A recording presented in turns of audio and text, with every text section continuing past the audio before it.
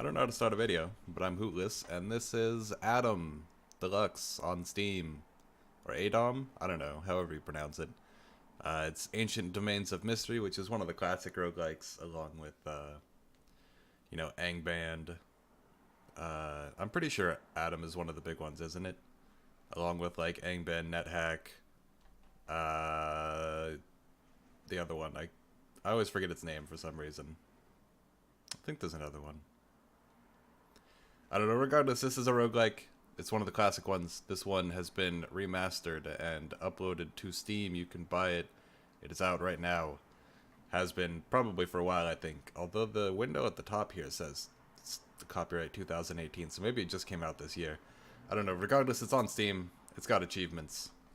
It's got all those roguelike aspects you enjoy. Complete the game within 10,000 turns. That sounds crazy. I don't know how hard that is.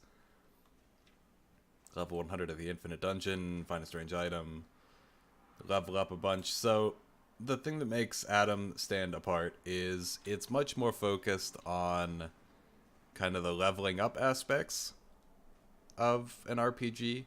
Normally, you wouldn't really get much leveling up in Tales of Maj'Eyal or Tales of Middle-earth, depending on what version you played it. It did have leveling up, but the leveling up was a little bit different. Like, it didn't seem to really affect too much. You just used it to improve a few, like, set skills that had some uses, at least in the one that I played, but not too many, and they were almost all combat skills. Whereas in this, you have leveling up, but the leveling up does out-of-combat things as well. It gives you, like, extra options you can do. So, also, if you are the kind of person who doesn't like the graphical look, they have a solution for you. You just go in here and you can go to ASCII for the mode in display, and then it switches it to this, and it looks like a classic roguelike. So whatever you prefer, you can do it that way. I've been trying... where is it? This? Yes. I've been trying to get used to the tiles setup, because normally I play roguelikes with the ASCII art. And, I don't know, it's been alright so far. I'll probably end up switching to the ASCII once I start doing hard mode, because you can only unlock achievements in hard mode. And I guess you have more control over your character in roguelike mode, whereas in standard mode you have less control, but it's easier to get into and not quite as hard. There's also personalized mode. I think, yeah, you can change everything in here. I don't know if you can save it. Maybe it just saves it automatically. Something like that. Or is this over here? Yeah, reset, play last selection, play last mode. Very nice, very nice. I don't know if you can get achievements in personal mode. That would be pretty cool, I guess. And even if you can't get achievements in personalized mode, it's still pretty nice after you've unlocked all the achievements from roguelike mode, just so you can get, like, exactly the kind of experience you want. So that's pretty neato. There's also weekly challenge. I guess that's like the daily challenge, but it takes a week, because this is a much more long-form game, which I probably could have mentioned quicker. Most other roguelikes, you're just exploring, like, the one dungeon. You have to get to the bottom of the dungeon, then get back up, and it's meant to be kind of played at more of, like, one sitting, and you're done, kind of thing. But with this, it's much more long form. You take a lot longer to, like, level up, and the map is a lot bigger. There's a lot of dungeons to go and explore. There's a lot of quests.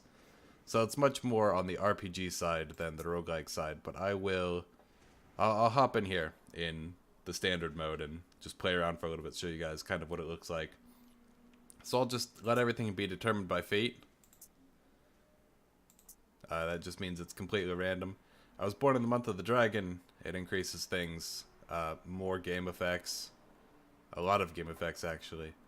I'm a female ratling. What? What? Oh, I'm a beast fighter. Okay, yes. Okay, so my class is beast fighter.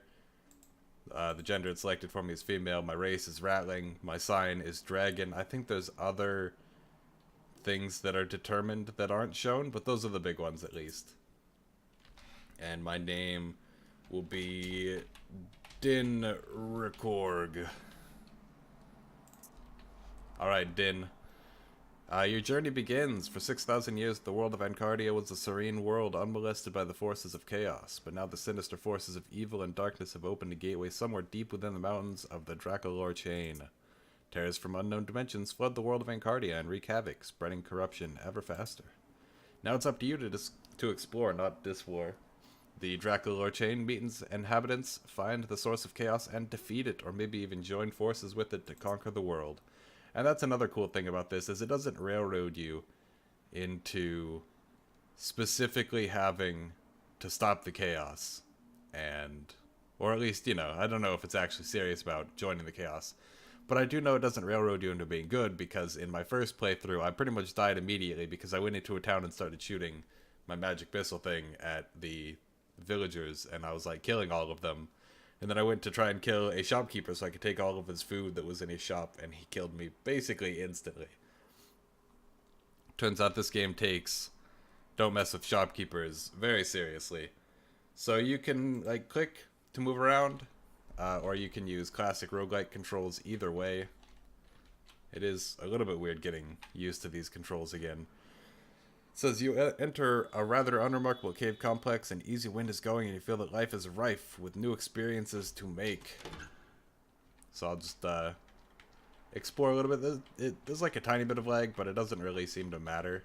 And you can press 0 to automatically explore. What did I get? Oh, there's a dwarven sausage.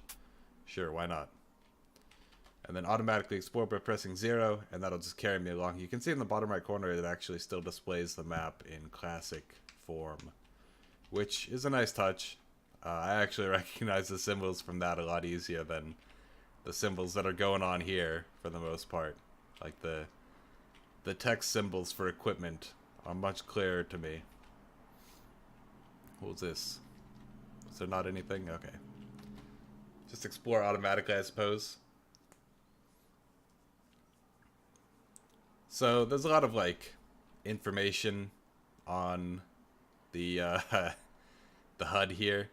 I don't really know what any of it is, except that like name is in the top left, and then level, and then health, and then mana. And from there I've got no idea what anything is. I want to say that like doorway with the red eyes in it, in the top rightish, that's probably what level of a dungeon you're on. The gold pieces are probably your gold. Maybe the bars above the gold pieces are experience? No, because it would have gone up there. Or I got 0 experience, either way. And stuff here. Helmets, short bow, wooden ring. I'll take the helmet and the wooden ring. I'm not really sure what I'm supposed to be doing as a Beastmaster. I feel like I probably should be doing something as a Beastmaster, but got no idea. Hey, it's a jackal. Rabid dog. Basically the same thing. And a rat. So if you like roguelikes, you might like this. There are, of course, like, there's a pretty wide variety in roguelikes. Even for the classic ones, they were pretty different amongst themselves.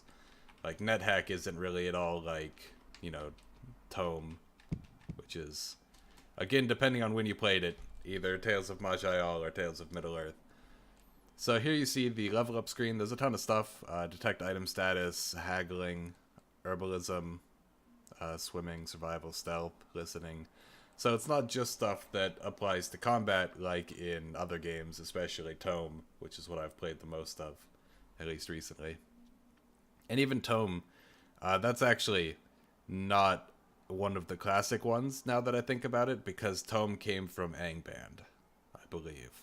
And then it split off into being a relatively unique thing, but still has its roots in Angband when it became Tales of Maj'Eyal to avoid legal issues with using Lord of the Rings properties, which is what Angband does, but Angband is like old now and nobody really cares. So you can put your points in different things.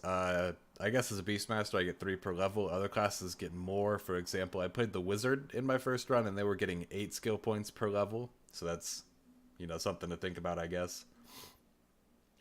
And the number 8 here is what rank you currently have. Max is obviously the maximum it can be at. And the die here, 1d5, 4d4, 3d5, 3d3, That's how many skill points you get. So if I choose appraising, then 1 point will net me between 1 and 5 points because it'll roll a 5-sided die, and whatever I get, that's how many points I get added on. So that is also influenced, I believe, by pretty much everything, really, like your star sign, your class, your race, your gender probably decides some of it as well. And all of that works together to influence how many points you can get by putting skills into things. So I probably want dodge. That gives me a pretty good value. And I got near maximum roll, so I went all the way up to my maximum limit. I think first aid would be good to have as well. Got 11 points off of that, which is, I think, about average. Maybe a little bit more than average. Do I want to put another point into that? It could be good. I think I want to put a point into stealth, though. I could see this being something that I would do a series on. Oh, no skill. I tried to move using WASD. I could see myself doing a series on this just because it is something that has a lot of replayability. Even if there's a lot of similarities between each level, this has like a set overworld and a lot of the, well, not a lot of the dungeons, I guess. I don't know exactly how it compares to the number overall, but I know some of the dungeons at least are randomly generated, and others have predetermined like settings for how they look. So I could imagine this being something that would be fun to play a lot of, and I probably will play a lot of it regardless of whether or not I do a lot of recording. Oh, I can do W. So like W this. Oh, okay, so no, W and then that would get me to the staircase were it not for the fact that I got interrupted by that kobold. So if I press W and then down staircase, it will try to move me to the nearest down staircase. I leveled up again, which is pretty cool. Let's go athletics, I guess. Maybe swimming would be good. Why not? And I don't want to put a point in stealth because I can get up to 16 points, but I only need 3. And all of the extra points are wasted, so there's not a lot of point in doing that. Let's go first aid. How close did that put me to max? Pretty close, so I'll keep that there. Detect item status, I think, could be good if it works like I think it works. Climbing could be good. Athletics, I'm too close to maximum, so I don't want to waste points there. I'll go swimming. Gain to the talent porter. I don't know how to look at talents that I have, so it's not really useful information for me, I would say. Alright, get out of here, skeleton. A heap of bones is lying here. Alright then. We'll go down the staircase and explore this next floor. Clothes, interesting. I'm not sure like how much of this equipment I actually need. I don't know if I can sell it actually, because I haven't found a shop aside from a food emporium that seems to always be there. Maybe the towns are always set layouts as well. Let's eat this corpse, why not? Tastes like pork, like old pork. This is fine. There's a hunger system, so you do have to like eat a lot of food, which is why the first town that you would encounter has a food emporium, I suppose. It's something you need to keep track of. Trying to think if that's a system that's commonly in roguelikes. I'm pretty sure it was a thing in NetHack, and I know it was a thing in Tome. So maybe it was a thing in Angband as well. I'll take the cap, but I'll leave the corpse. Can I Q to quaff? No. Q to quaff? Nope, that's quit. Shift D, right, for drink. The key bindings are a little bit weird. They always vary game to game. Might as well drink this. I feel studious. Excellent. I don't know what that means, but I will assume that it is good. Just make my way over here. I also, when I get around to it, need to make some videos on Banished, because I was able to finally pick that up, and I know a lot of people have been asking me to do videos of it for a while. I still haven't played it at all, so kind of leaving my first experiences with it to when I'm recording, so that you guys don't see like me being a god at it right away. And being like, wow. What a coincidence. I don't know. I don't think anyone would actually say that. I guess we've explored everything. I don't see anything. There's probably a secret door somewhere. Maybe I can go lower. But I am not going to do that. Instead, I'll just go back up. And then it's the same. Conveniently. I thought it might be randomly generated on the way back up as well. Oh, I leveled up. I also noticed the rat corpse rotting away, if you saw that down there. Let's put some points into, I guess, more stealth, right? Didn't waste any points there. Just barely under max. I guess more swimming. First aid would be good. Alright, that's maxed out now. Perfect. So, rat, please. Why am I so awful at punching rats? Oh, because I'm punching things. I'm kind of surprised I didn't die now that I realize I was punching things. And I'm not sure how to use anything. Use a skill. Survival? Gather food while traveling through the wilderness. It's got like the weird ASCII background. How strange. If the skill score is greater than or equal to 80, ADOM will internally always make 2 skill checks when one was requested by the circumstances and use the better result. If the skill score is equal to 100, they'll make 3 skill checks and will always use the best result. Hey, that's pretty nice. Hey, I didn't find any food. I don't find any food again. The light of the moon and the stars slowly seems to dissolve the clouds. Interesting. Oh, I enjoyed a decent meal. So, yeah, you can use survival to, you know, gather food, which, like I said, it is important to gather food. And is there anything else? I was kind of looking for maybe anything at all. Oh, that's alignment. Okay, I can hover over these and see what they do. So this is alignment.